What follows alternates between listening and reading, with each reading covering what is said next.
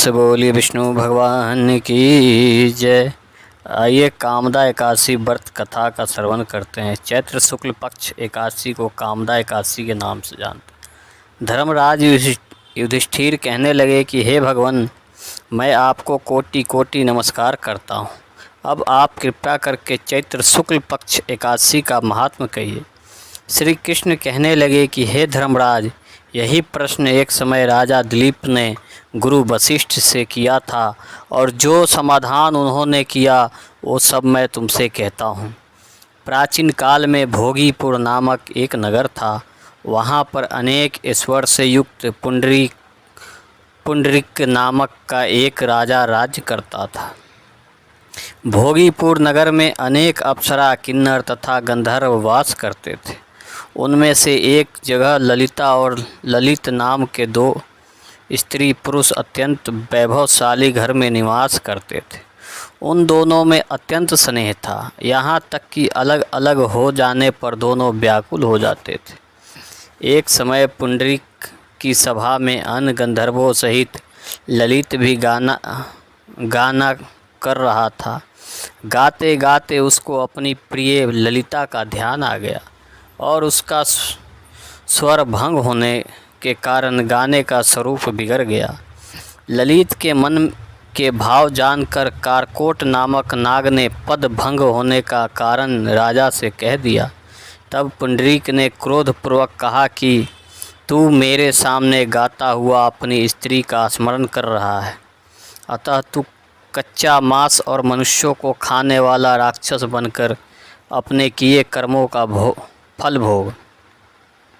पुंडरीक के श्राप से ललित उसी क्षण महाकाय विशाल राक्षस हो गया। उसका मुख अत्यंत भयंकर, नेत्र सूर्य चंद्रमा के तरह प्रदीप्त तथा मुख से अग्नि निकलने लगी। उसकी नाक पर्वत की कंदरा के समान विशाल हो गया और गर्दन पर्वत के समान लगने लगा। सिर के बाल पर्वतों पर खड़े वृक्षों के समान लगने लगे तथा भुजाएं अत्यंत लंबी हो गई।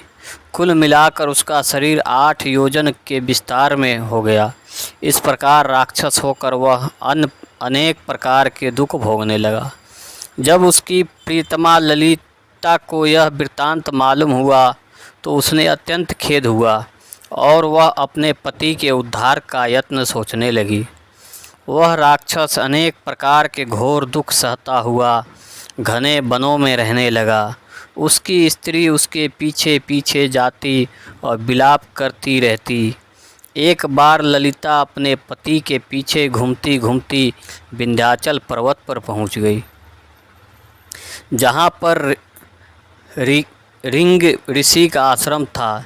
ललिता शीघ्र ही श्रृंगी ऋषि के आश्रम में गई और वहां जाकर विनीत भाव से प्रार्थना करने लगी। उसे देखकर श्रृंग ऋषि बोले कि हे शुभगे, तुम कौन हो और यह किस लिए आए हो? ललिता बोली कि हे मुनि, मेरा नाम ललिता है। मेरा पति राजा पुंडरीक के श्राप से विशालकाय राक्षस हो गए हैं और इसका मुझको महान दुख है। इसके उद्धार का कोई उपाय बतलाएं। श्रृंग ऋषि बोले, हे गंधर्व कन्या, अब चैत्र शुक्ल एकादशी आने वाली है, जिसका नाम कामदा एकादशी है। इसका व्रत करने से मनुष्य के सब कार्य सिद्ध होते हैं।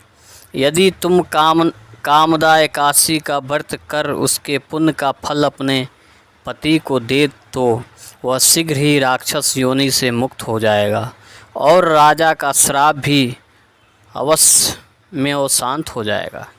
मुनि के ऐसे वचन सुनकर ललिता ने चैत्र शुक्ल एकादशी आने पर उसका व्रत किया और द्वादशी को ब्राह्मणों के सामने अपने व्रत का फल अपने पति को देती हुई भगवान से इस प्रकार प्रार्थना करने लगी, हे प्रभु, मैंने जो यह व्रत किया है इसका फल मेरे पति देव को प्राप्त हो जाए, जिससे वह राक्षस योनि से मुक्त हो जाएं।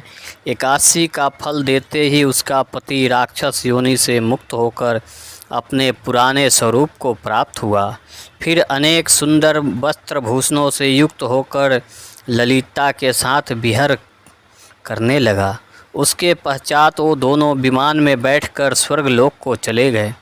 वशिष्ठ मुनि कहने लगे कि हे राजन, इस व्रत को विधि पूर्वक करने से समस्त पाप नाश हो जाते हैं तथा राक्षस आदि की योनि भी छूट जाती है। संसार में इसके बराबर कोई और दूसरा व्रत नहीं है। इसकी कथा पढ़ाई या सुनने से वाजपेयी यज्ञ का फल प्राप्त होता है। प्रेम से बोलिए विष्णु भगवान की जय।